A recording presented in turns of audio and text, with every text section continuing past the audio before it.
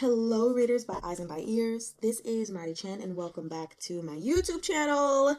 I hope you all are having a great weekend because, it is what it is. So really briefly, before we start reading, I just want to tell you all why you didn't get a video on Friday. Not that I owe you an explanation, but I just want to tell you why.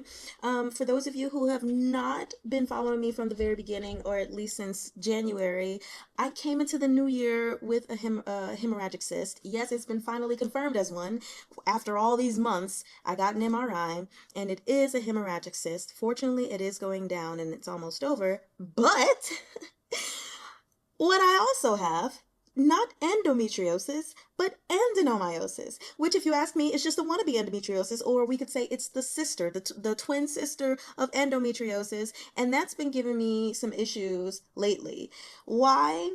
Because for the month of May, all the way till now, I've had 3 periods within 1 month.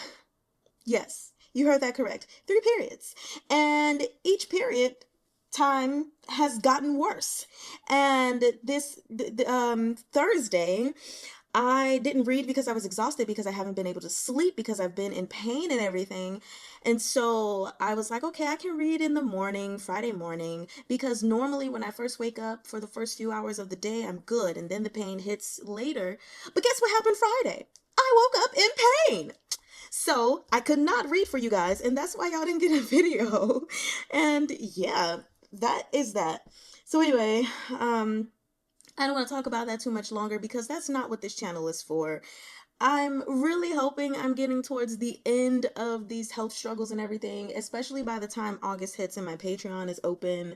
I just rather would not have these kinds of complications. I might have to get a hysterectomy. I guess we'll see. But at the end of the day, I just wanted to give you guys that update, not because I owe you an explanation, but because I wanted to give you one. So without further ado, let's go ahead and dive into these chapters, because guess what? We are in the last 3 chapters of the first arc, Reincarnation Dial. So today we'll be covering chapters 10 through 12, and I hope you all enjoy. Chapter 10. Changcheng heard a noise. Turning to look, he saw that Qian had gotten up entirely without resistance. There was something awkward and disjointed about her movements, almost like a marionette. It was indescribably creepy. But she'd just woken up, and the drugs she'd been given could still be affecting her. So Changcheng didn't think too much of it. He even let out a sigh of relief. "Li Tongxue, thank God, you're finally awake." Qian didn't answer. She only stood there, staring at him blankly. It dawned on Changcheng that something wasn't quite right. "Li Tongxue?" He took a step forward, only to be stopped by Shun Wei's outstretched arm. And then Qian smiled. Her mouth split into an uncanny curve as a strange gurgling came from her throat. The motion of her shoulders was slow and clumsy, as if they'd rusted. Her entire body swayed in place a few times, but just as Changcheng began to wonder if she'd been paralyzed, she rushed forward, inhumanly quick. It was Shun Wei who'd placed himself between her and Changcheng, whom Qian ran into, hitting his chest like a firecracker. She immediately attempted to take a bite out of his shoulder. The foam slide fell across her face, showing rows of crooked teeth in her gaping mouth. With her nose scrunched up and her eyes so wide that the white showed all around her irises, she looked like a grotesque fanged monster. "Oh no! She's been possessed by a malevolent spirit!" Dah-ching's black fur stood on end. "First, she summoned a hunger ghost, and now a malevolent spirit? Shunosher, what is up with your student? Why is she such an impurity magnet?" Changcheng's head emptied of everything but a faint buzz. Acting on pure instinct, he whacked at Qian with both his hands and feet, using all sorts of bizarre techniques, pulling her hair and scratching at her face. He might have even wanted to pounce and sink his teeth into her. One of his doggy paddle-style attacks got lucky. He managed to hit her in the face hard enough that her head snapped back. In his wild panic, he even stepped on her a few times. Despite this heroic display, Changcheng carried on in his own idiotic style, yelling through the omnipresent snot and tears, "Don't come near me! Don't come near me! Help! Ah! Don't come near me!" To Shun Way, caught between them, it seemed the situation could hardly get any more chaotic. He could only push Changcheng away with one hand and fend Qian off with the other, twisting her arm behind her. Qian seemed completely feral, flailing and biting at everything her mouth could reach. Shen Wei freed one hand and grabbed her by the back of the neck, then turned and pinned her against the wall, seizing her hands. Commotion reigned within and without. Inside the storage room, there was a strange, hissing girl, a little ghost wrapped around the leg of a young officer whose nose and eyes were constantly streaming, and a yelling, cursing black cat. Outside, a monster relentlessly clawed at the door. Even Shun Wei's preternatural calm couldn't keep him from being swept up in the chaos at all. "Someone get me a rope so I can tie her up," he said. But everyone was too busy crying or cursing to pay him any attention. Shen Wei was obliged to raise his voice, patience wearing thin as he turned to Changcheng. "Stop crying, Officer Xiaoguo. That little thing doesn't bite. Please give me a hand." As if to illustrate his point, the little ghost girl opened her mouth, which had only 3 teeth left, and chopped down on Changcheng's thigh. Changcheng immediately keened like a dolphin, earning him a slap on the forehead from the cat, who had jumped onto him. "Fool! Take a closer look!" Changcheng obediently opened his eyes just a sliver to look down, and realized that the little ghost's teeth and hands had gone right through him. She couldn't even touch him! Qian began to struggle harder. Shun Wei was on the verge of a cold sweat from wrangling the useless duo. "Officer Xiaoguo!"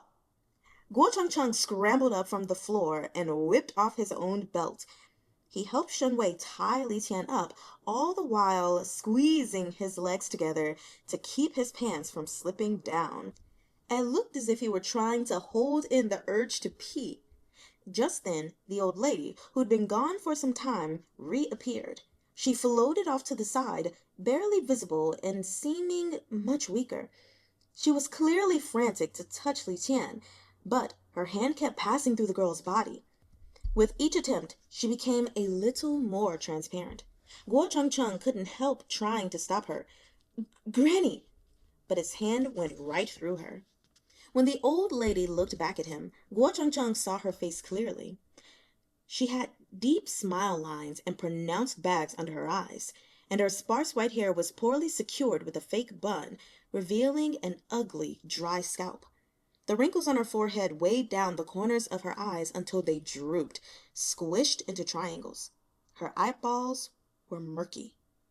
She seemed desperate to communicate, but no sound came out of her mouth. As her efforts at touching anything proved futile, desperation turned into despair. But gradually, she calmed down. She looked at Qian blankly and simply stood there, at a loss for what to do. Finally, soundlessly, she began to cry. Her tears were as murky as her eyes, like mud-tinged rainwater. Changcheng could only stand there uselessly. He gave Shen Laoshi and Daqing a helpless look, then pointed at Qian. What exactly is wrong with her?" Shun Wei's head was bowed. It was impossible to know what he was thinking. Dah-ching humphed. "She's been possessed by something impure. But bugs don't feed when there's no rot. If she's possessed, but you're fine, that means she's even worse off than you." Changcheng couldn't tell if that was praise or insult, but he had no time to ponder it. There was a great screech as a huge hole was ripped through the small door of the storage room, and a mantis sickle claw reached in. Shun Wei ducked tidily, pushing Qian to the side as he moved. The hunger ghost's claw slashed past him, just barely grazing his scalp. Then the door tore completely open, revealing the hunger ghost in all its grotesquerie. The thing seemed to have gained a full ton of mass since they'd last seen it. It threw itself at the living creatures inside the storage room, passing through Qian's grandma.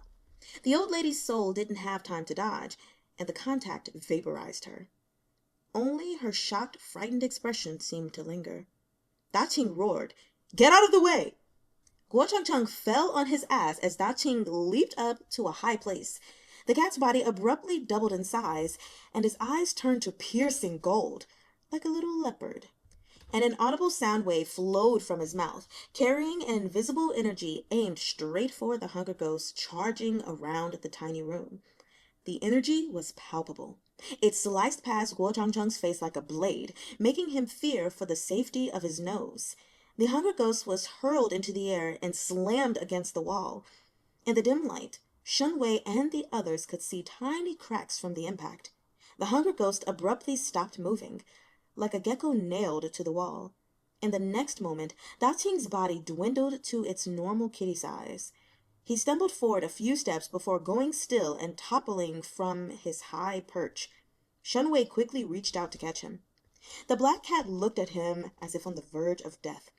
He subconsciously rubbed his face against Shun Wei's hand, then closed his eyes and went still. Changcheng quaked with terror, sure that the cat had died.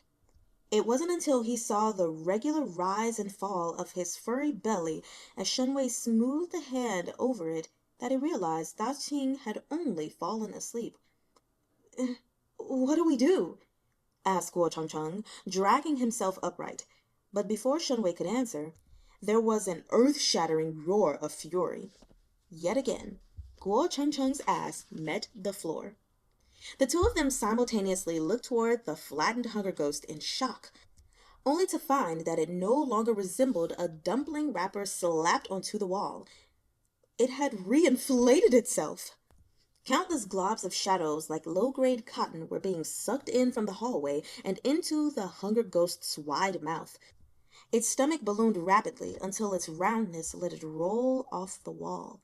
The hunger ghost landed easily on its stick legs, still reminiscent of a huge mantis. It even swayed a little as it walked.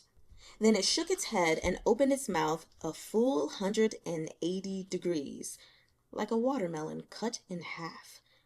As the room filled with a terrifying sound of wind, Changcheng felt his feet sliding forward of his own volition. He looked back, astounded, and realized Shun Wei was getting farther from him by the second. "I'm being sucked in!" Changcheng's voice changed pitch. Somehow, embroiled in such absolute chaos, a metaphor popped into his head. "It's sucking me up like jelly in a vacuum pack! I'm going to be eaten!"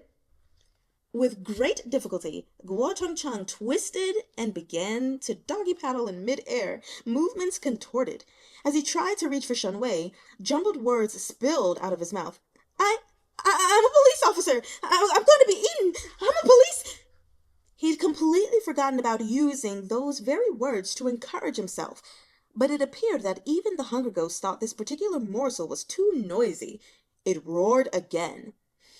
It was as if an invisible hand clamped around Changcheng's neck, abruptly cutting off his voice. He shook his head desperately, neck extending as he instinctively clawed at it. Veins protruded on the back of his hand, and a horrific sound came from his throat, like a leaky old bellows. Then Shun Wei grabbed his hand and held on with such unexpected strength that Changcheng feared he might be ripped apart. Dah-ching was unconscious. Qian was still struggling on the floor, eyes glazed over. The hunger ghost was sizing them all up as prey, while an array of little ghosts leered at him. Things could hardly be worse. Then a whistle suddenly carved the darkness open, stabbing at their eardrums.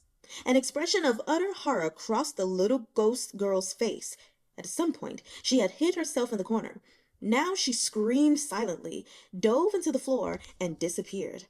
A moment later, a pitch-black dagger cut through the air. It flew between Changcheng and the hunger ghost as though cutting an invisible rope. Something seemed to shove the hunger ghost, slamming it against the wall. The force pulling Changcheng stopped so abruptly that momentum sent him crashing into Shun Wei. He fell to the floor, landing on his back, and might have brought Yunlan down with him, had someone not caught Shun Wei. Zhao Yunlan had an arm around Shun Wei's waist, drawing him half a step to the side. The lighter's glow illuminated his face, handsome and cold, with sculpted, if slightly gaunt, features. His eyes gleamed from bottomless shadows, reflecting the tiny flame. Zhao Yunlan, the deceptive wolf, held this pose and deliberately deepened his voice. Gazing into Shun Wei's eyes, he murmured, "Shun Lao-shi, are you all right?" Not a thought was spared for the little intern wailing at his feet. For a few seconds, Zhao Yunlan thought Shen Wei's expression was understandably dazed. But compared to Guo Changcheng, the well-mannered Shun Lao-shi was the epitome of calm and collected. He recovered in no time at all. Then he looked down, removed a certain someone's wandering hands from his waist, and pushed his glasses up. "I'm fine, thank you." Guo Changcheng had never been so overjoyed at anyone's arrival in his life.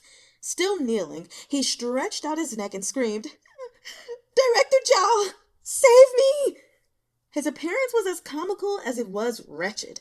Zhao Yunlan quickly assessed the little room, ascertained that there had been no casualties, and relaxed. Even in the midst of it all, he managed a jokingly theatrical tone. "What woes have befallen you, good folk? Quickly now, have you written an account? Share it with me, that I may know of your tribulations." Guo Changcheng flattened himself fully against the floor. Shun Wei reached up and rubbed the bridge of his nose to hide the beginnings of a smile.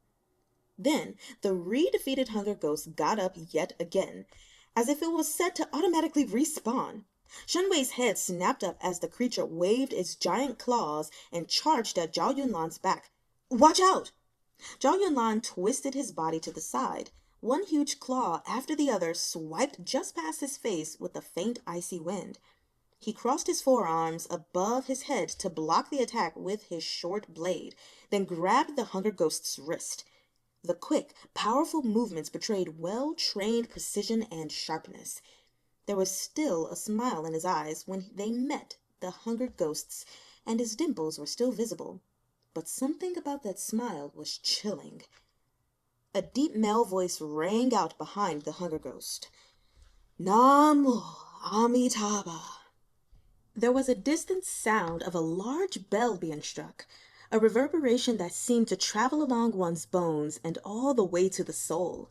Guo Changcheng felt a ringing in his head and saw stars. Meanwhile, Qian, who had been struggling against her bonds the whole time, suddenly stiffened and went still.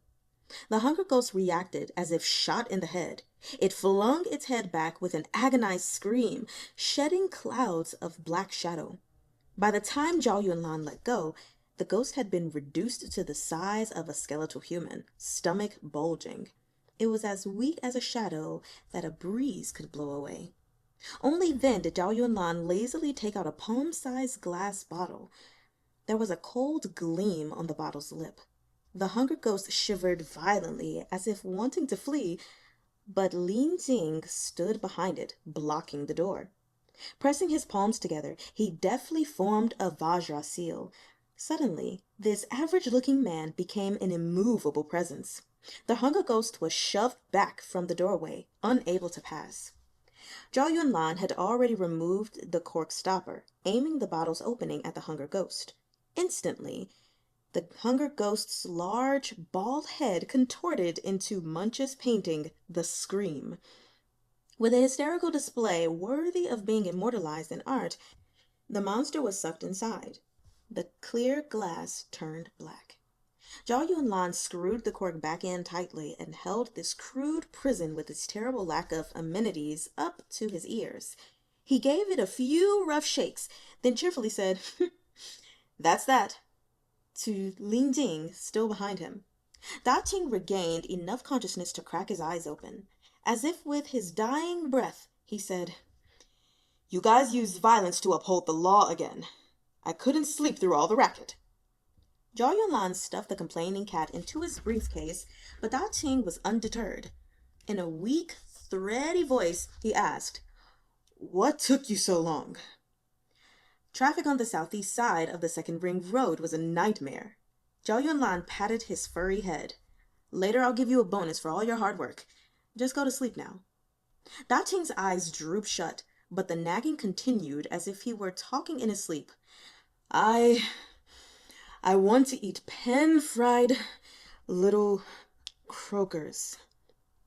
Zhao Yunlan had nothing to say in response. Changcheng gave Zhao Yunlan a bewildered look. Is that it? Zhao Yunlan's expression was shadowed with impatience, but he remembered Shun Wei's presence in time not to fuck up his good-tempered act. Rearranging his features into a smile, he said, "Just about." As he spoke, he walked past Changcheng and touched Shun Wei's elbow. "You're really not injured? I'm so sorry for dragging you into this. We should still go get you checked out." Shun Wei allowed Zhao Yunlan to take his hand, completely unguarded. "I'm really—" He broke off, expression going blank, and lost consciousness. Oh, okay. He fell right into Zhao Yunlan's waiting arms. Zhao Yunlan caught him effortlessly and then, half kneeling, slipped one arm under the crook of his knees. Leaning close to Shun Wei's ear, he quietly said, "Today, a female student named Qian attempted suicide by jumping off a building, but she was unsuccessful. You took her to the hospital where a doctor saw that your blood sugar was low and kept you here for a day for observation. Also, back when you lived in the Twin Towers, when a series of suicides occurred there, you saw Officer Zhao Yunlan, who was in charge of the case. It turned out that the victims belonged to a cult and it was a mass suicide. Despite the rumors, there was nothing supernatural about it. Remember that." With a significant look at Zhao Yunlan, Ling pointed at Qian. Zhao Yunlan continued murmuring into Shun Wei's ear. "As for Qian, she's involved in a murder case, so the police took her in for questioning. You don't remember anything else." Shun Wei's glasses were askew and had slid down his nose, revealing the exquisite lines of his eyes and brows. He was completely insensible, head pillowed on Zhao Yunlan's shoulder. Zhao Yunlan leaned down, picked him up, and walked out. Jing lifted Qian and slung her over his shoulder. After a few steps, noticing that Changcheng hadn't budged, he turned back and asked politely, "Benefactor, this humble monk has another shoulder. Do you need to be carried out as well?" No, Changcheng said numbly. "No, thank you." Jing held up a hand in front of his chest and bowed his head. "Amitabha, you're welcome." With that, he strolled out of the room. Footnote number 17. Benefactor is a form of address that monks use for the general public. Returning to the reading. At some point, all the nurses on duty had reappeared. Zhao Yunlan carefully avoided them as he took Shun Wei back to Qian's room, where he removed the man's glasses thoughtfully and set them aside. Then Zhao Yunlan tucked him into bed and turned the heat up. After a moment's thought, he took hold of Shun Laoshi's right hand and drew an invisible calming charm on the back of it with his forefinger. That done, he grinned smugly and planted a light kiss in the same spot. Having allowed himself this indulgence, he said gleefully, "Good night, Sleeping Beauty. When I'm done with the case, I'll ask you out properly." "Let's go." He waved to Jing and Changcheng. "We're expecting an honored guest at midnight and can't keep him waiting. Time to go back and wrap things up." After the sound of their receding footsteps had completely faded down the hall, Shun Wei, who should have been sound asleep, opened his eyes. He sat up, all traces of sleepiness gone. Raising his right hand, he slid a finger gently along the skin, revealing a soft golden charm. He stared at it for a long while, his gaze tender, but the subconscious smile at the corners of his lips was all too fleeting. His brows had knitted together again, as though he were worried, or perhaps in pain. Shun Wei muttered something under his breath, and the golden charm lifted lightly from his hand like a slip of paper, floating in midair. He caught it tightly and carefully stowed it away. Then he rose, straightened up the hospital bed, and leapt easily from the second-floor window. Wait. I'm sorry, let me just reread that. Then he rose, straightened up the hospital bed, and leapt easily from the second-floor window, vanishing into the night without a trace. Chapter 11. It was nearly midnight when Zhao Yunlan and the others got back to 4 Bright Avenue, so Lao Wu was once again the doorman on duty. At the sight of Changcheng, Lao Wu opened his large, fierce mouth and greeted him enthusiastically. Hey, Xiao Guo, you're back. How did your first assignment go? Compared to an evening of being chased by the ghost hunter, scurrying and clambering all over the place, Lao Wu's papier-mâché face seemed downright kind. Changcheng smiled weakly and kept his real feelings to himself. It was great. Lao Wu laughed, bright and clear. It's okay if you're not used to it at first. Work hard and learn. You're alive. You have potential. For the first time, Changcheng realized that even he had an advantage in this workforce. He was alive. Zhao Yunlan motioned to Ling Jing and Changcheng to head on ahead with Li Qian. He parked, checked the time, and then spoke to Lao Wu privately. You know about this case, right? An escapee from the other side. Since we only have the authority to make the arrest but not to interrogate or pass judgment, the sole executing emissary will be stopping by personally. Please make sure to welcome him. Taken aback, Lao Wu unconsciously stood taller and lowered his voice.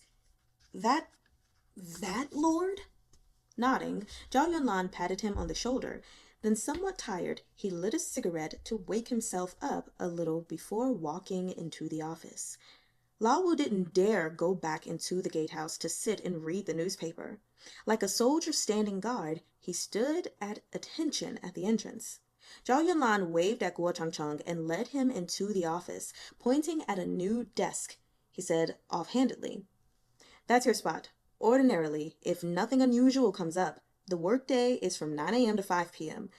We don't do card punching. If you're occasionally late or need to leave early, just let me know. When and if you come to work depends entirely on your self-discipline. Lunch hour is from noon to 1 p.m. The cafeteria is on the second floor, and the employees eat and drink for free. You get paid vacation time, and your comprehensive benefits will be set up shortly. Everything is included, so don't worry." Having said all that, Zhao Yunlan took a bank card from his pocket and handed it to Changcheng. "The default PIN is 6 ones. Change it to yourself at the ATM. Your salary and bonuses will be deposited to the account on this card. Payday is the 15th of each lunar month, and your first month's pay is already in this account. If you need to be reimbursed for travel or business expenses, that's through Wang. Please fill out the reimbursement form during the day and attach your receipts. Then leave it on her desk. Ask the others how to fill it out. She'll take care of it overnight, and in the morning you can get the money from her desk." Changcheng accepted the salary card with both hands. In that moment, he forgot about the terrifying woman whose head was sewn around her neck. Instead, he felt an inexplicable pride. A salary card! Proof that he truly had his first job. I have an income now, he stammered, eyes bright. A dumbass on top of being a money lover. Interesting combination. Zhao Yunlan smiled wryly. "You're a nepotism baby, and your uncle's a government official. You're not hurting for money, so why the excitement?" Changcheng looked up, face serious. "I have a use for it. I really do." But what that use was, he didn't say. He just carefully tucked the pay card into his wallet like some rare treasure. Zhao Yunlan was about to say something else when a snow-white light flashed across Changcheng's body. Zhao Yunlan looked on in shock. How does this brat have so many merits? He wondered. Because of his ancestors' blessings, maybe? Or was he someone impressive in the past life? Footnote 18. Spiritual merits accumulate through doing good deeds in life. The more merits you have, the better your karma, which will affect how good your next life will be. Back to the reading. He stubbed out his cigarette, narrowed his eyes, and looked the overjoyed Changcheng up and down. Then he pointed at the director's office across the hall. "I'm usually over there. If you need anything, just knock." He scrubbed a hand over his face, drawing Changcheng's attention to the dark circles under his eyes. Grabbing a chair at random, Zhao Yunlan sat, sprawling forward on the table like a dead dog. "I'm taking a nap. Wake me when he's here." Changcheng had no idea who he was, but at least Ling Jing was there too. The poor intern hadn't shut his eyes in 24 hours and had been under non-stop stress. It wasn't long at all before he drifted off in the thoroughly air-conditioned office. His nap seemed very brief. Changcheng jolted back awake and instantly felt an indescribable chill. It was an uncanny kind of coldness. The very air seemed motionless. At some point, the office AC had stopped putting out cold air when the temperature plummeted in the entire building. There were even white specks of frost on the windows. The ghost employees stopped bustling around and stood politely with their heads bowed as if lining up to welcome someone important. Zhao Yunlan had also woken up at some point and was now sitting up straight, pouring hot tea into 4 cups set in front of him. Seeing Jing cautiously get to his feet, Changcheng, who had no clue what was going on, followed his lead and stood up too. There was a faint noise as the climate control automatically shifted back into heating mode. Then, unhurried footsteps rang out in the empty hallway and came to a stop outside the Criminal Investigation Unit. The door opened as Lao Wu led someone inside, radiating respect that bordered on deference. He escorted the guest all the way into the office, bowed, and pulled a chair out. During all of this, he didn't even dare raise his head. "My lord, this way, please," he said. "Many thanks," the guest said politely. It was a man's voice, tremendously pleasant to the ears. His tone was gentle and courteous, with a solemn note that made people unthinkingly lower their heads. Perhaps Changcheng still wasn't fully awake. Everyone around him was frozen in place, but he did something truly audacious. He gathered his courage and looked up to sneak a peek at their visitor. The guest's slim body was entirely wrapped in a black robe that hid even his hands and feet, and his face was concealed by a veil of black mist. Nothing else could be discerned through all the inky blackness. He first stopped at the door, then bowed to Zhao Yunlan from a distance, hands together. His long sleeves swept the top of his feet as he spoke. "My apologies for the disturbance." Zhao Yunlan held up a yellow paper talisman, lit it, and let the ashes fall into a cup of hot tea. The ashes dissolved in an instant, taking all the heat from the cup with them. In the same moment, a steaming cup appeared in the black-robed man's hands. "No rush. The journey here must have been freezing. Please make yourself comfortable, Lord Executing Emissary," Zhao Yunlan said. "Have a hot drink to warm your hands."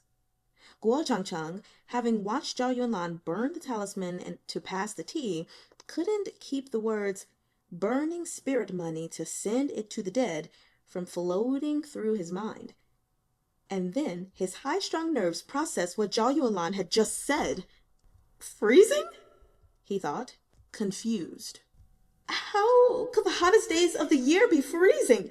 Where did this person come from? A sudden memory made him shiver violently. When he'd been young, his grandma had talked to him about death.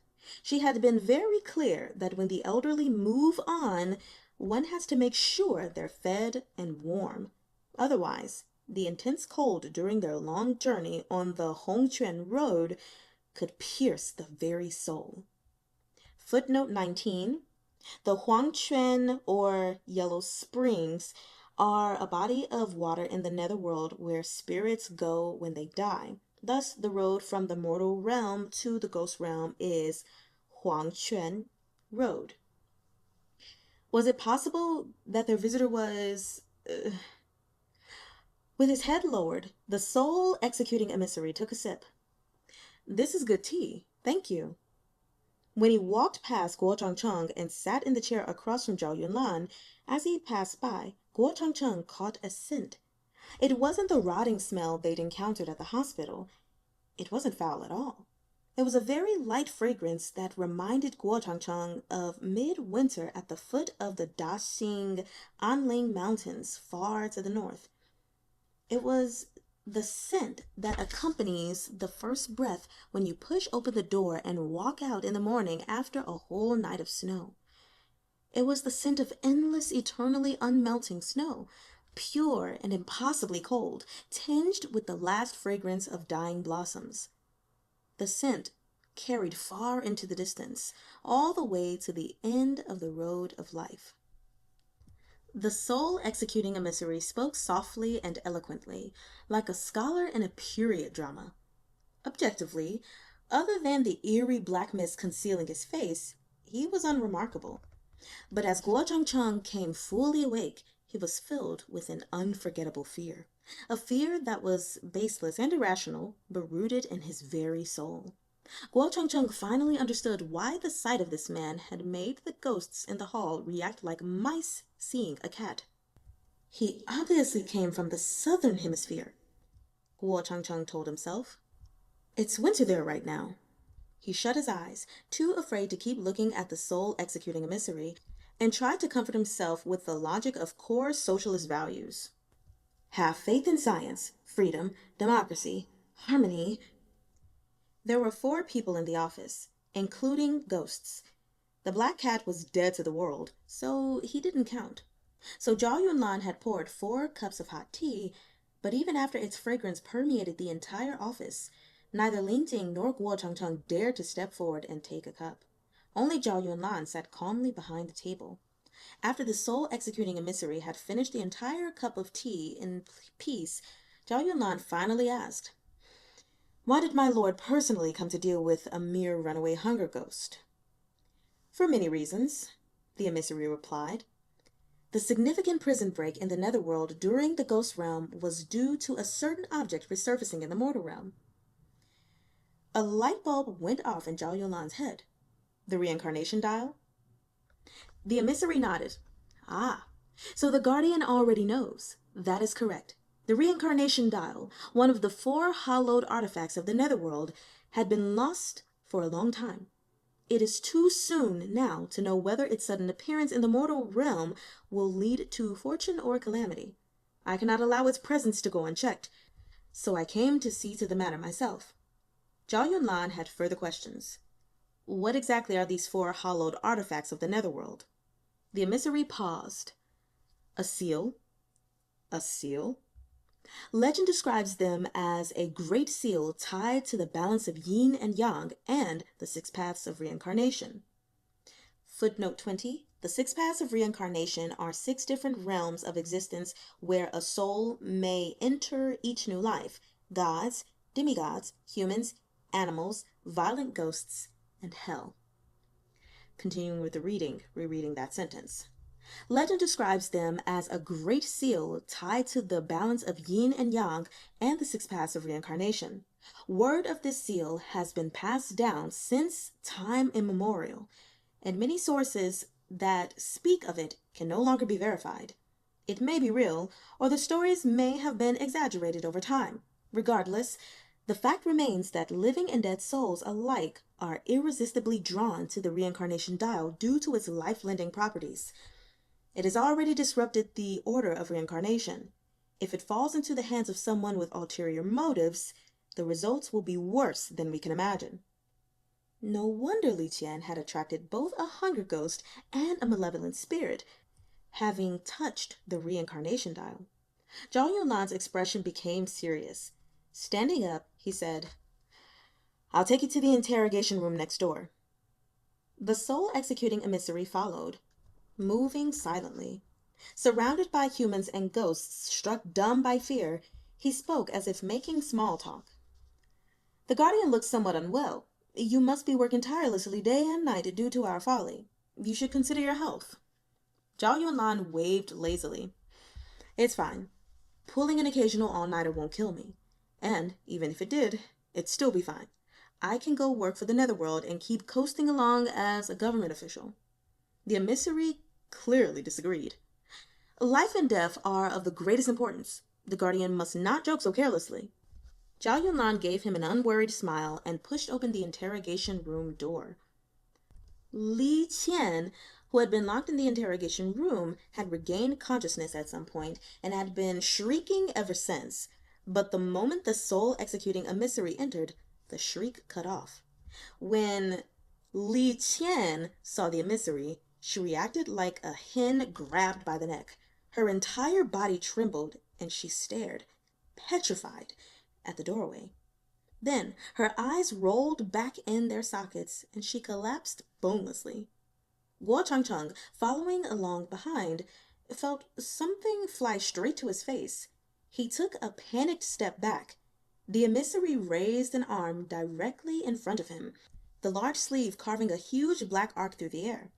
The hazy silhouette of a ghost manifested in mid-air, a long-haired woman in a long, tattered dress. Her face was contorted, and she writhed, screaming endlessly in distress. In an instant, she was torn into black smoke and sucked into the emissary's sleeve. Refused to see the error of her ways and attempted to take permanent possession of a living body, the emissary said mildly. The punishment is execution. He spoke in the exact same gentle tone he'd used when exchanging pleasantries. Changcheng shuddered. He turned to the side and made an inviting gesture. 4 chairs had been brought into the room, and Qian was tied up next to the table, her face pale. Jing walked up to her with the spray bottle used for watering plants. With no more concern for the girl than he might show a skeleton, he spritzed her in the face with cold water. He clearly wasn't going to go easy on her just because she was a woman. When she slowly came to, he said, poker-faced, "We're the police. We have some questions for you. You need to answer truthfully. If you don't, there will be consequences." Qian's eyes were glassy. She gave a great shudder as she looked around. When she recognized Changcheng and Zhao Yunlan, she started to say something, then realized she was tied to the chair. Looking at the rope in shock, she asked, What happened to me?" Compared to Jing, Zhao Yunlan could have been a public spokesman on TV. He seemed far more personable and spoke gently from beside Jing. "We've apprehended the person who attacked you and murdered your fellow student. Now we need you to assist us in corroborating the account of the incident by giving us a routine statement. That's okay, isn't it?" Nothing about the situation seemed like they were taking a routine statement. It felt far more like an official interrogation. Qian was no fool. She froze for a moment, then quickly got herself under control. "Then why do you need to tie me up?" Zhao Yunlan raised an eyebrow, then snapped his fingers. The ropes fell off as if sound activated. Qian was startled, but looked up and feigned calm under Zhao Yunlan's scrutiny. She still couldn't keep herself from edging back, even as she bluffed. "If you've caught the culprit, what can you possibly need to ask me? I've already told you everything I know. What time is it now? I want to go home." Jing pounded the table, playing the bad cop role to the hilt. "Stop bullshitting and answer our questions. Or are you trying to cover up for them? What's your motive? What's your connection to them?" With Jing playing the bad guy, it was Zhao Yunlan's role to put a light hand on his shoulder, as if restraining him. Amiably, he asked, "On August 31st at 10:20 p.m., you ran into the victim, Loo Row-uh-may, outside the school entrance. You saw the thing following her. We've already confirmed all of this and have a general idea of what happened, but I still have a few questions. To start with, when did you first begin seeing them? Was it after you touched the sundial from your hometown? The one with the reincarnation cycle carved into it?"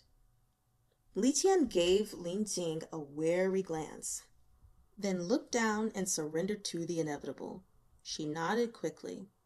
Zhao Yunlan's slender fingers rapped lightly on the table. "Rumor has it that the Reincarnation Dial's base is made from the 3-life rock, and the back is inlaid with the scales of a black fish from the Wahng River. It can bring back the dead, pulling someone who's already died back to the world of the living. But a living person exchanging their life for someone dead is like dipping your hand into the waters of the Huang. Ever since then, the yin and yang worlds have overlapped in your vision, haven't they?" Qian's shoulders trembled slightly. She stared at Zhao Yunlan's finger and nodded in silence. Zhao Yunlan leaned back in his chair. "What a good filial child you are." His eyes slid half closed. Thick eyelashes and deep eye sockets made his gaze look a little hazy.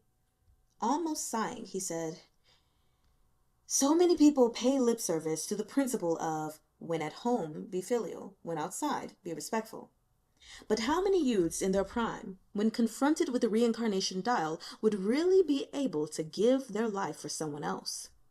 At this, the soul-executing emissary spoke up. The Reincarnation Dial is among the Netherworld's 4 hallowed artifacts. It can disrupt the balance of yin and yang. It is not meant for mortal use.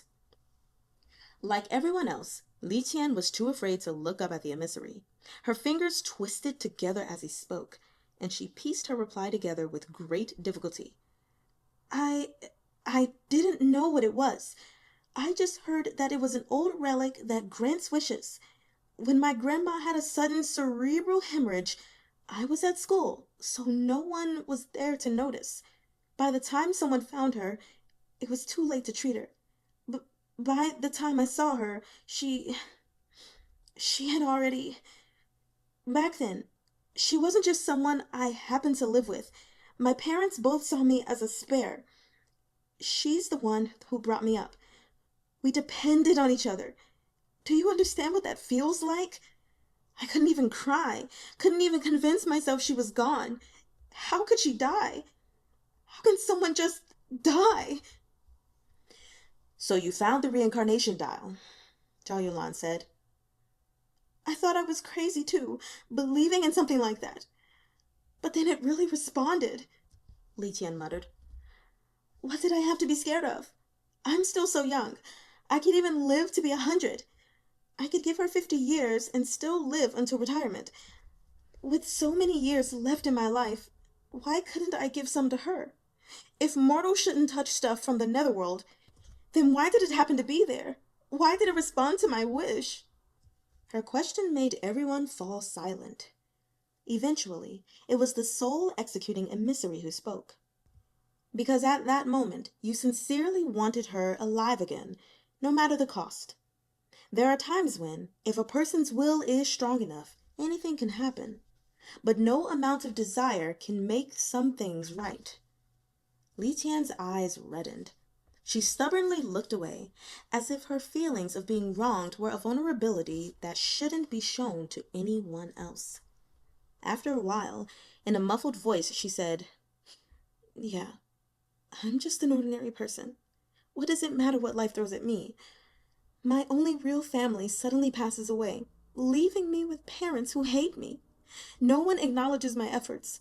I have to desperately scrape tuition together every year, and even after working so hard, I still can't find a single proper job in Dragon City. Other people must think I'm incredibly pitiful, right? I have to endure this constant stream of awful things. Maybe I never should have brought my grandma back. Maybe I should have died with her. Zhao Yunlan looked at her calmly, not interrupting. Barely audible, she continued. I feel like a turtle struggling to crawl across the ground. If someone passes by and gives me a little kick, I'll end up on my back. Then they'll watch my agonized flailing, and when I'm finally back upright and exhausted, they'll kick me again. It'll all have been for nothing. Hilarious, isn't it? There was indescribable resentment and discontent in this girl, for all her apparent effort to hide it. Changcheng's face felt hot. He didn't think he was intelligent or hardworking. He had always drifted through life, never quite knowing what was going on, and then a job had fallen into his lap. Now he stood up and stammered ingratiatingly. I'll go get you some water. Qian, lost in her own emotions, ignored him. Zhao Yunlan pressed. The Reincarnation Dial responded to you. Your grandma was brought back, but her health was never quite the same. Were you the only one taking care of her? Who else? Qian was expressionless. Bringing her here was a huge sacrifice for my parents to begin with, but they had to keep up appearances. Zhao Yunlan nodded.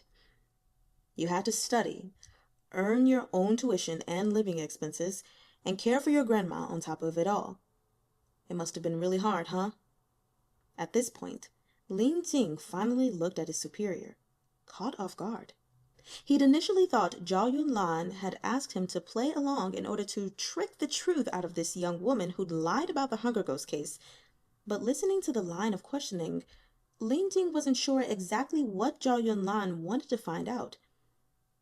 How had they gotten so far off topic? The sole executing emissary had been sitting to the side, back straight, with no sign of impatience. Jing was in no position to butt in, so he could only sit there and listen in confusion. Changcheng keenly poured a cup of warm water and passed it to Qian. She accepted without thanking him. Her eyebrow twitched nervously as she stared at the cup in her hands. She looked calm, but tremors appeared on the water's surface. She would wake up at 4:30 every morning because she wanted to make me breakfast. As time went on, she got more and more confused. Once she was boiling milk and didn't even realize that it had boiled over and put the flame out. We nearly had a gas leak. I didn't dare let her make breakfast again after that, but telling her was no use.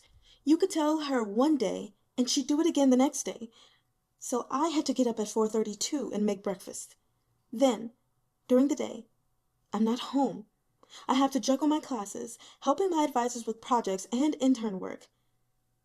No matter where I am, the bus ride is 40 minutes to an hour, so I had to rush home to make her lunch, then pour her hot water and make her take her medication.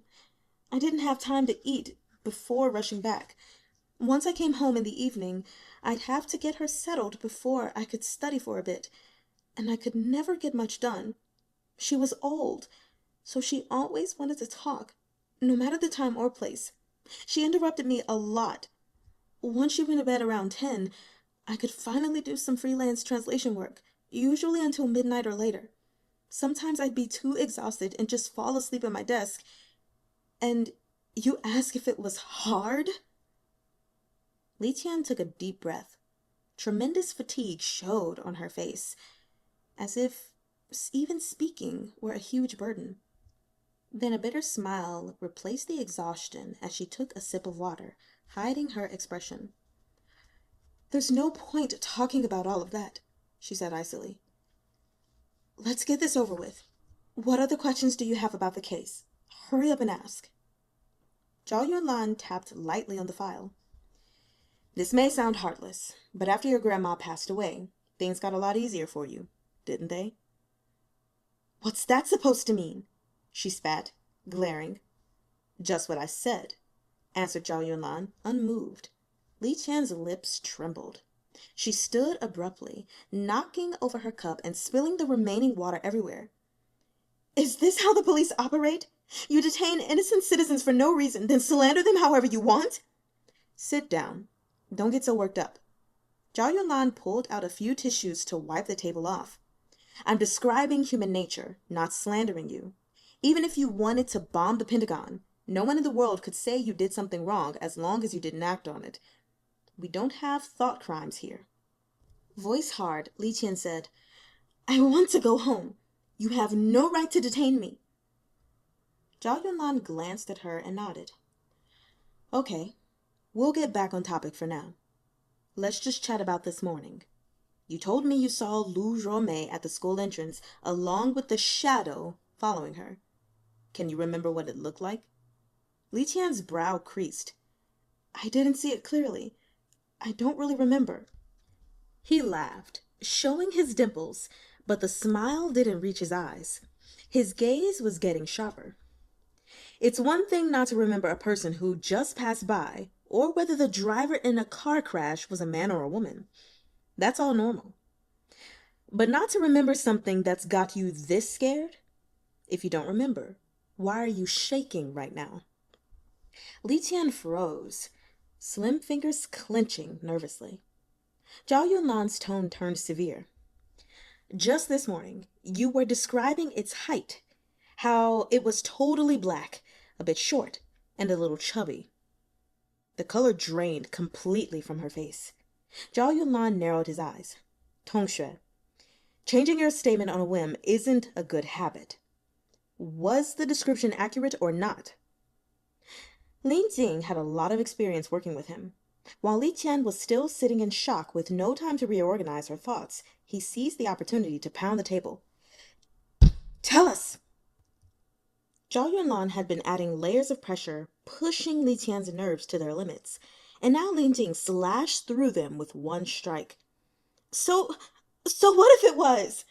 Li Tian blurted. Oh, not tall, a little chubby. Zhao Yunlan enunciated each word. He leaned back in his chair and clasped his hands on the table. Then was it a man or a woman, old or young? Of everyone in the room, only Li Tian didn't know what the hunger ghosts looked like. None of those words, man or woman, young or old, applied to it. It wasn't even shaped like a human. It was practically skin and bones other than its massive bulging belly and the size of a human but with mantis-like arms. Changcheng's expression turned confused as he looked at her. The soul-executing emissary simply sat there, radiating his terrifying presence. The plain fact was that Li Tian didn't have much life experience, so she wasn't hard to read. To Li Tian, it was like countless people were staring at her, faces cold as they scrutinized and ridiculed her. They all knew her secret, despite how well she'd thought she had hidden it.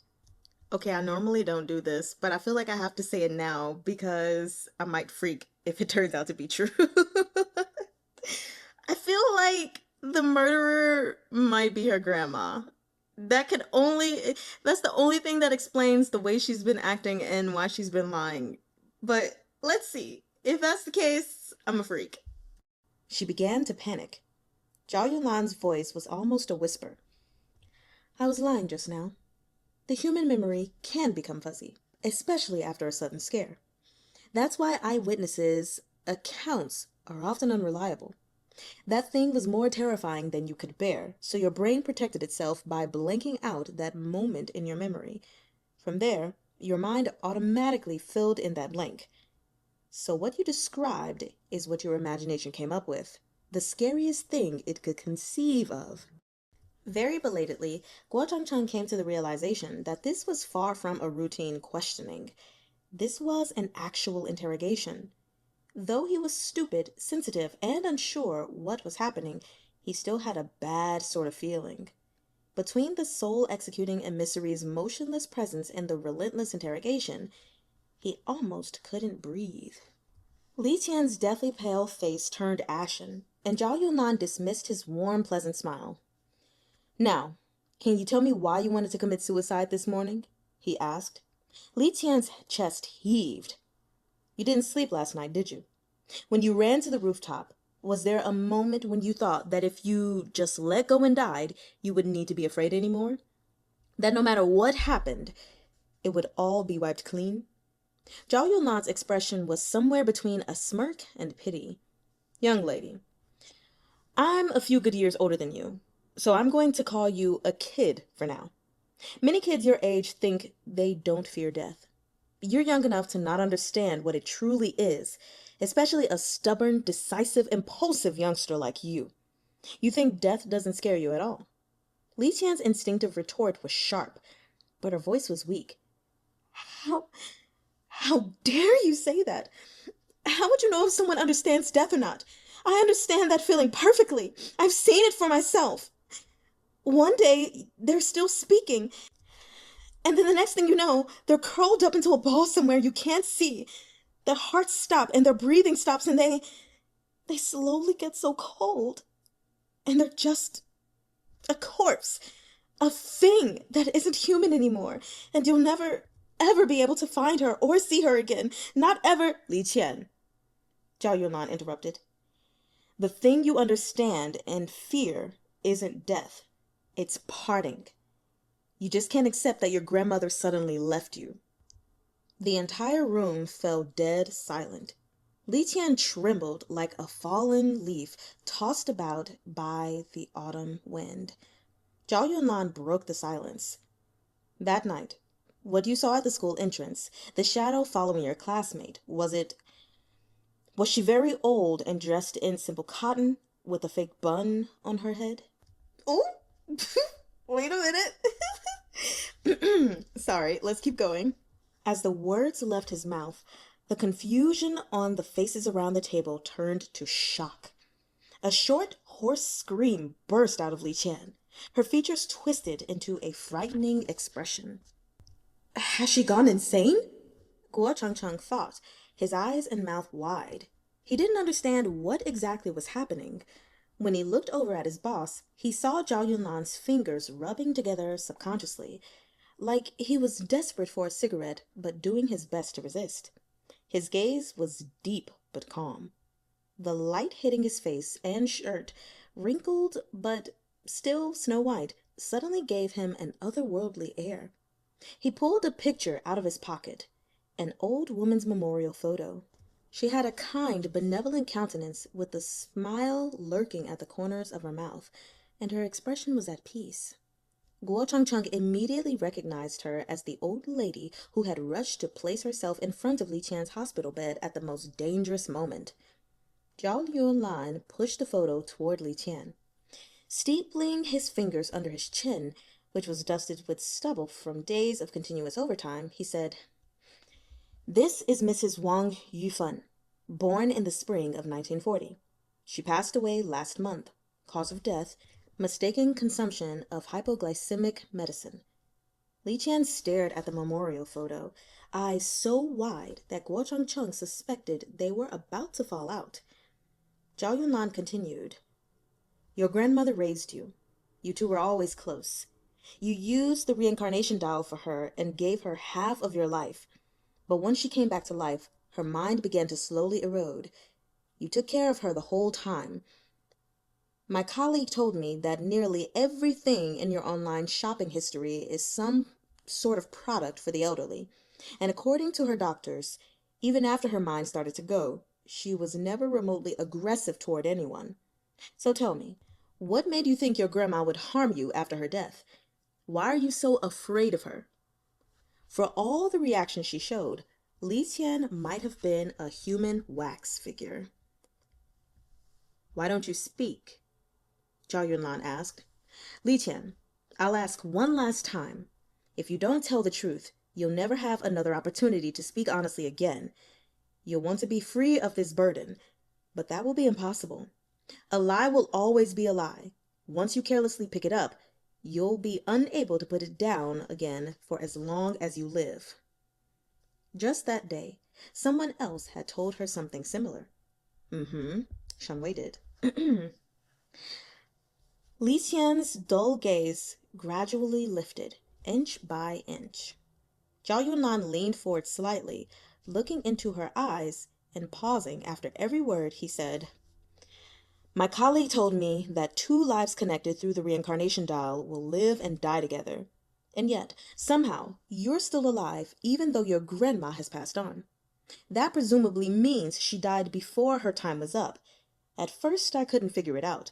How could she die prematurely? Did a reaper make a mistake? Or did someone detain her soul illegally? Then I realized I was missing the obvious explanation. The connection between her life and the reincarnation dial it was tethered to was unexpectedly broken. In other words, the person who gave her that life was also the one who killed her. When an old person's mind slips away, they're like a child. They're useless. They want to eat all sorts of things, and they tend to eat whatever snacks there are at home. So tell me, who put that bottle of hypoglycemic medicine beside the box she so often ate candies from?" Oh. In the silence that followed, one could have heard a pin drop. Within the span of a few seconds, Li Qian's face underwent a transformation. Her initial extreme horror swelled like a balloon being inflated. But just as it seemed unable to contain anymore, a surprising calm settled over her features. Guo Changcheng held his breath. Li Qian's voice, faintly hoarse, pierced with silence, quietly said, "It was me." Chapter 12. When I was little, my grandma would wake me up every morning, braid my hair, and take me to school. I was always still sleepy, so every day I leaned against her and dozed while she did my braids. When she was done, she'd give me a gentle pat on the back of my head and say, "Wake up, lazy bones." Then she'd drag me to school. On the way, she would tell me stories from Journey to the West, from Sun Wukong's 3 battles against the white-bone spirit to Zhu Bajie eating watermelons. She had the entire Heroes and Sui and Tang dynasties in her head, and she was a better storyteller than the ones on the radio. Neither of my parents cared for me, so anytime someone asked me who I liked best, I always chose my grandma. Qian wasn't speaking to anyone else in the room, only to herself. Zhao Yunlan finally couldn't take it anymore. He fished out a cigarette and began playing it between his fingers, but he said nothing. Uncomprehending, Changcheng asked, "But then later, you stopped liking her?" Qian gave him a long look. "I remember you said before that you'd have been willing to exchange your life for your grandma's. Good thing your family didn't have the Reincarnation Dial." Changcheng stared at her blankly, then began groping for an explanation for what he couldn't understand. "Did you think she was a burden? Was it too much pressure for you, and life got too—" The rims of Qian's eyes were so red that they looked like they were about to bleed, but her gaze was still numb and cold. They held an indescribable kind of cruelty, bordering on inhuman, and yet somehow perfectly human. She cut Changcheng off. "Don't insult me with such a stupid reason." Changcheng's face went red. "She slowly became a different person. Every day, she nagged me constantly. She wouldn't remember what had happened the day before and just constantly repeated the same thing over and over. Toward the end, she even started losing control of her bowels. Every time she wet herself, she'd give me a vacant smile. When she ate, she got grains of rice all over herself and the floor. Even just sitting there, she drooled. She couldn't even tell time. No matter what you were busy with, she'd stumble around behind you, mumbling incoherently day after day, day after day. And every single day, I'd look at her and think, this is what I exchanged half my life for." The corner of Qian's lips twitched in an abrupt, frigid smile. Changcheng felt like his heart was being crushed. "The grandma I want will never come back. The thing I paid such a high price for was just—" And Qian's face twisted harshly as she spat out the cruelest words. "A monster that looked like her." Lifting her red eyes, she stared into Changcheng's face. "I hate her. Every single day of the year, every time I saw her, I wanted to kill her. Despite all that, I still had to speak so patiently and kindly and ask if she wanted to eat anything, if she wanted to go to the bathroom, and whether she was tired or cold. And in return, she'd just give me that stupid smile." Changcheng's hand trembled on his knee. "Do you get it? The Reincarnation Dial lied to me. Nothing in the world can truly bring back the dead. That person wasn't my grandma. Before, she was afraid of me suffering even the tiniest bit. When I was little, there were no electric fans in our village. She'd stay up the whole night to fan me by hand. How could she turn into a monster? How could she turn into a monster who did nothing but hurt me?" Qian laughed sharply. "You don't understand anything, so don't you dare judge me. When she was alive, she harassed me non-stop. Now that she's dead, she still won't stop. She won't anymore." Changcheng interrupted in a stern voice he didn't know he could muster. "She disappeared. You were possessed by something, and the hunger ghost was about to eat you, so she let herself be killed by the hunger ghost to protect you. We all saw. She died again. Everyone knows but you." Qian froze. Changcheng lowered his head, upset almost to the point of crying, but for whom he didn't know. In the end, very quietly, he said, "Even if you had seen, you still would have believed she wanted to hurt you, wouldn't you? But she didn't. She wasn't harassing you at all. She didn't blame you, and she never wanted to harm you. You believe hearts to be fickle because your own feelings changed so casually." Footnote 21. This is a line from a poem by the Qing dynasty poet Nara Xingde. Back to the reading. "I think I understand it all now, but premeditated murder isn't under our jurisdiction." Zhao Yunlan stood up as he spoke, patting Changcheng's shoulder. Let's go. We don't need to send her back. We'll keep her here overnight, then tomorrow we'll tell Zhu Hong to contact our colleagues who handle criminal cases in the city. If she needs to be taken away, then take her away. If she needs to be investigated, then investigate. Tomorrow morning, I'll call Shen Wei to tell him, is there something else, Lord Emissary? The sole executing emissary had walked around the little table, stopping in front of Qian. She cowered instinctively in his presence. Do not be afraid. I do not trespass upon the concerns of mortals, he said. However, when it comes to the hallowed artifact, I must do my due diligence. You spoke of finding the Reincarnation Dial in your hometown. Where is it now?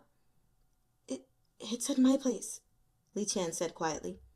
My parents rented a little spot for us to live. They rarely stop by. What's the address? XX South City Street, Building X, Room XXX. Thank you. The emissary gave a courteous nod, seeming to look at Qian.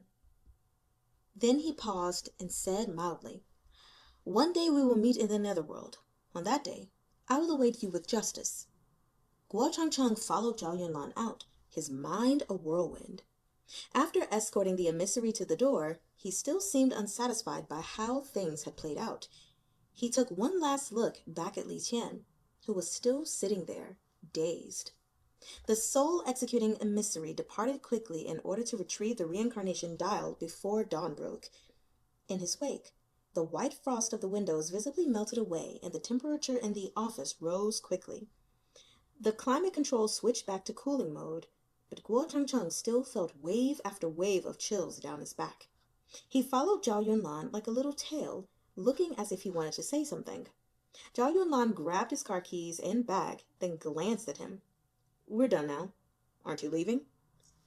Changcheng looked down at his toes. Director Zhao, after the Hunger Ghosts tear souls apart, can they still live? Can they still reincarnate? Zhao Yunlan's eyebrow rose. It isn't likely. Then that old lady's really gone? Zhao Yunlan pretended to think about it for a second, then suddenly smiled and took a small bottle from his pocket. He beckoned Changcheng over like a dog. I almost forgot. Here, kid. Changcheng came closer, confused. Take this. The sole executing emissary gave me this just now. On occasion, the Lord Emissary can be merciful and lenient. Zhao Yunlan shoved the little bottle into Changcheng's hand. Then he walked to the office cat bed and reached out to pinch Daqing's nose like the annoyance he was. He watched as Daqing, who was still sleeping, let out a noise like a snore and flailed with his paws, trying to scratch. At which point, Zhao Yunlan cheerfully let go. Whoever gets here early tomorrow morning, remember to ask the cafeteria to fry some dried fish and bring it over. Changcheng looked down at the glass bottle, which was smaller than his palm. At first he was confused, but then his eyes widened. The old lady who had disappeared was inside. She was the size of a fingernail, sitting there peacefully.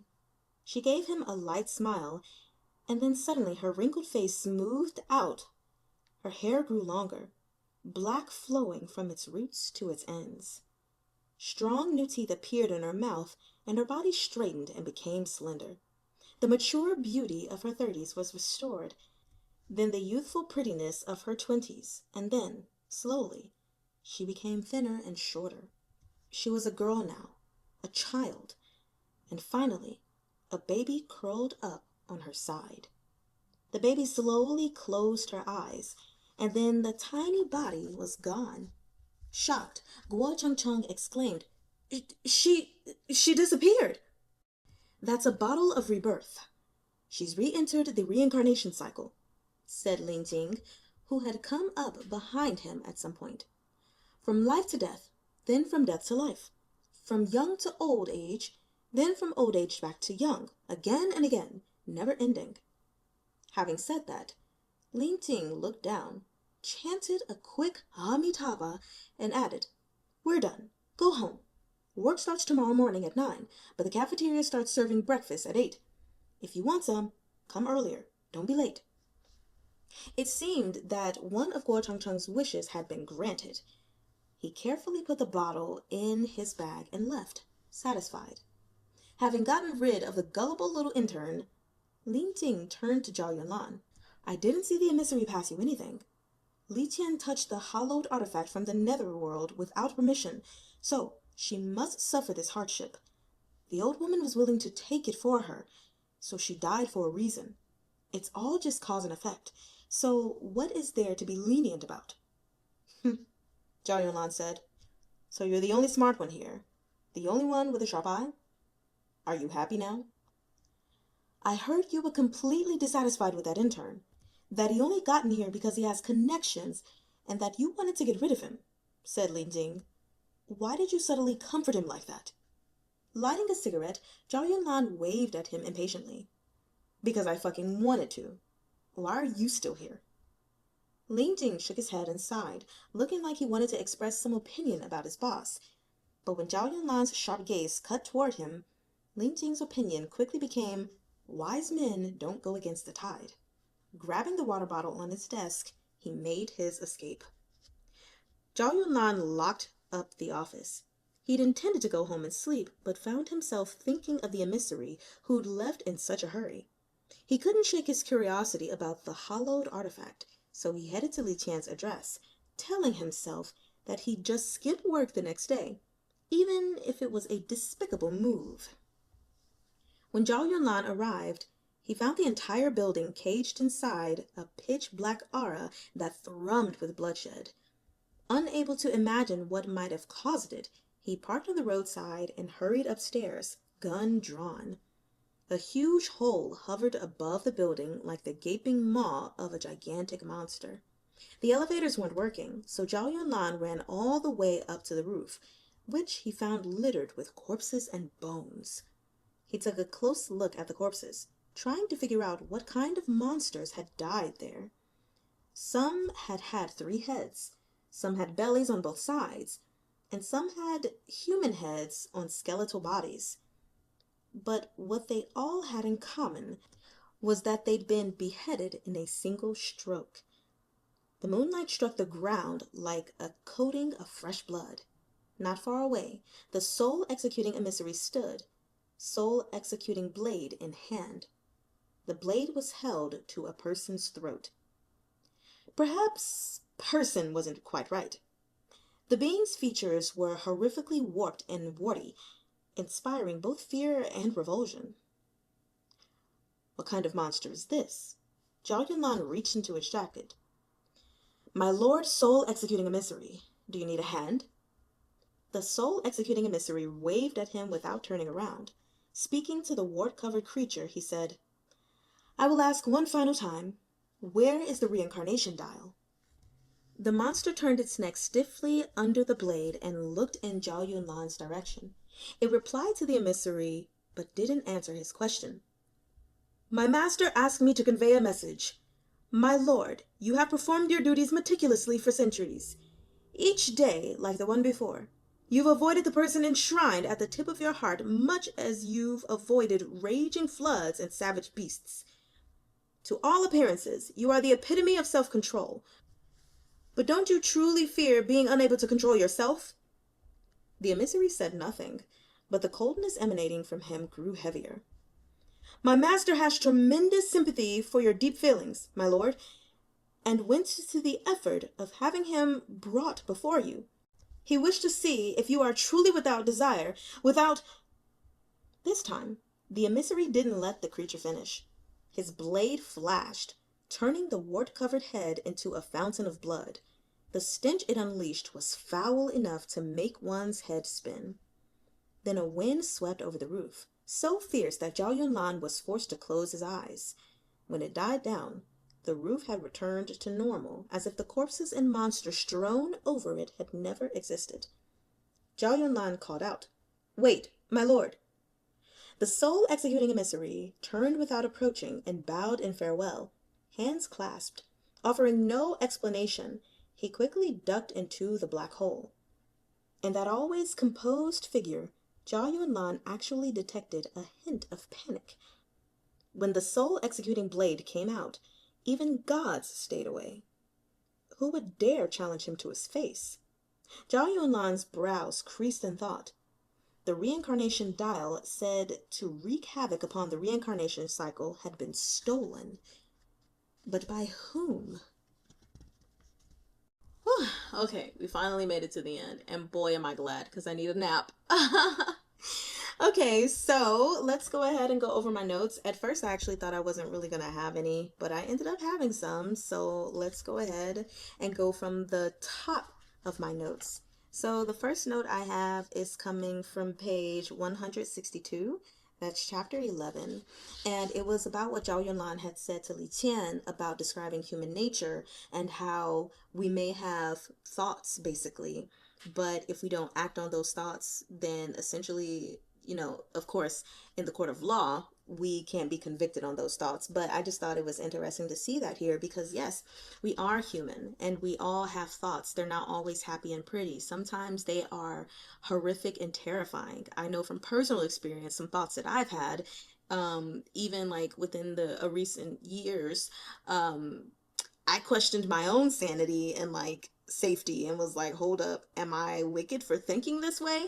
But there are certain things that, happen in people's lives that can cause us to have these thoughts of things we may want to see happen or do. And that's human nature. And then we also are all just born with impulsive thoughts. Some people have them more than other. I'm sorry, not impulsive, intrusive is what I meant to say. And those intrusive thoughts can really just be crazy. I have intrusive thoughts all the time. So anyway, it was just interesting to see that there. And then literally only a couple pages later on page 164, when Zhao Yunlan was like, I was lying. Human memory can be fuzzy when you're super scared and your brain just blocks it out. Because before he was like, oh, so you mean to tell me something that horrific and tragic you don't remember? I don't believe you, girl. The truth is, two truths can exist at the same time. Yes, when people experience something that imprints so much into their mind and in their body, they can't remember every single freaking detail to the T when you ask them about it. And on the flip side, yes, when something makes a deep imprint on something, especially when we're talking specifically in the traumatic field, the brain does want to protect itself. At least it thinks it's a form of protection and can cause people to forget about certain things completely. And sometimes it can happen even during the trauma where a person, goes into a state of disassociation, which makes it even easier for them to forget about later.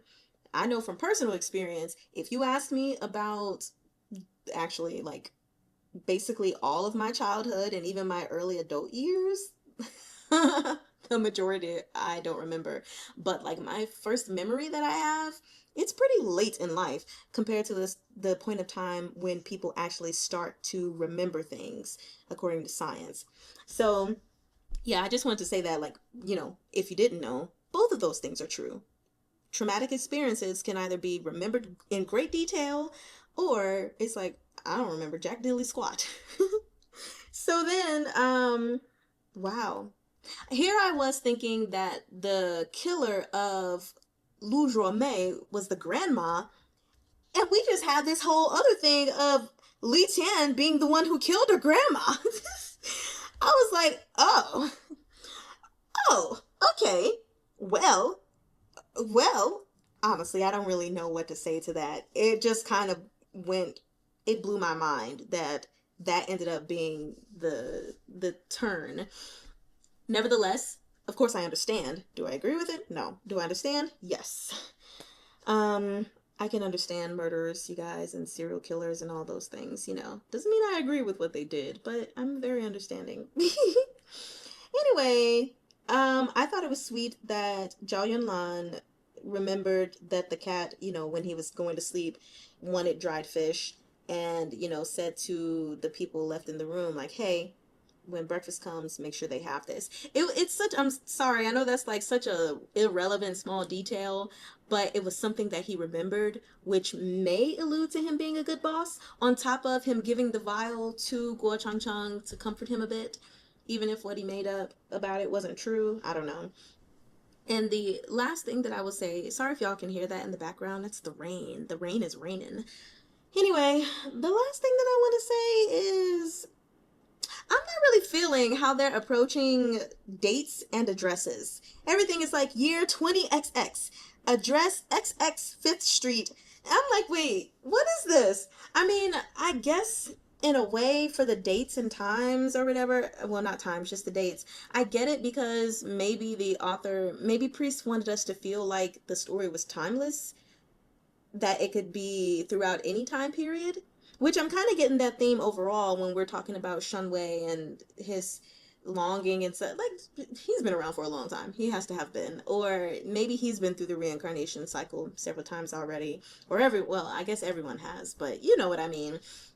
But I still don't like it. It's just weird. Like, just go ahead and say the address. Make up a fake address. But I guess technically speaking, I know that can't be done because if the addresses are realistic, then it could be someone's actual address, I guess. I'm trying to. I'm sorry, that's my alarm. I'm trying to think about the reason why it would be XX date or year. Anyway, that's my only issue. The one thing that I can say, I think I'm realizing about this story. Number one, it's just not going to be my favorite. I am liking it now, but I can tell it's not going to be one of those stories that I rave about and I'm like, oh, Guardian was just so good. You absolutely must read it. So I'm probably also not going to do a my favorite